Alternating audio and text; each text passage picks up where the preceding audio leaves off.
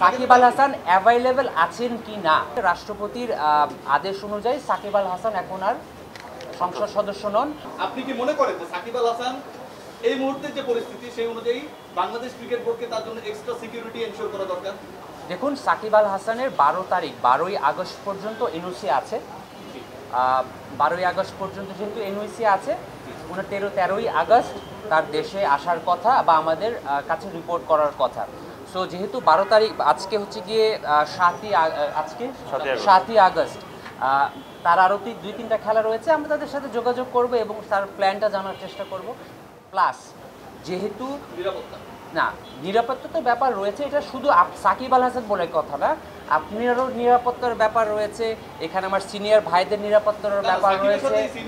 না না না না সাকিব আল হাসান এখন একজন ক্রিকেটার, তার গতকালকে আসছি ভাই, জি। সাকিব আল হাসান গতকালকে রাষ্ট্রপতির আদেশ অনুযায়ী সাকিব আল হাসান এখন আর সংসদ সদস্য নন। তো উনি একজন ক্রিকেটারই রয়েছেন। তো প্রত্যেকটা মানুষেরই সিকিউরিটি কনসার্ন রয়েছে।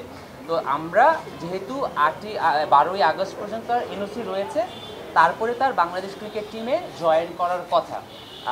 বাংলাদেশ ক্রিকেট বোর্ডের সিলেকশন প্যানেল এখন পর্যন্ত কিন্তু বাংলাদেশ পাকিস্তানের জন্য দল ঘোষণা করেনি।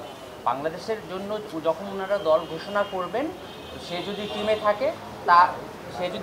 থাকে তখন একরকম, সে যদি টিমে না থাকে তখন তো তার এনওসিটা কাজে লাগছে না। সাকিব আল হাসান টিমে থাকবে না এরকম চিন্তা ভাবনা কেন আসছে আবির ভাই? সাকিব যখন अवेलेबल থাকেন, জালাল ভাই বলেছেন Shakib available to play the Pakistan. না একটা রিয়াসাত ভাই, একটা প্রশ্ন হচ্ছে গিয়ে সাকিব আল হাসান অ্যাভাইলেবল আছেন কি না, একটা প্রশ্ন হচ্ছে কি উনি অ্যাভাইলেবল আছেন কি না, আরেকটা প্রশ্ন হচ্ছে উনি সিলেক্টেড হচ্ছেন কি না। কেন হবে না? মানে এটা তো আগে কখনো হয়নি আবির ভাই, আমি জানি এটা আপনার ইস্যু না। না সেটাই বললাম যে একটা হচ্ছে কি উনি টিমে আছেন কি না, আরেকটা হচ্ছে উনি অ্যাভাইলেবল কিছু না। আমার মনে হয় শাব্দিক পার্থক্যটা আমরা সবাই বুঝি। সো ওইটার উপর ডিপেন্ড করে আমরা আমাদের যে অ্যাক্টিভিটিসগুলো আছে সেভাবে পরিচালনা করব।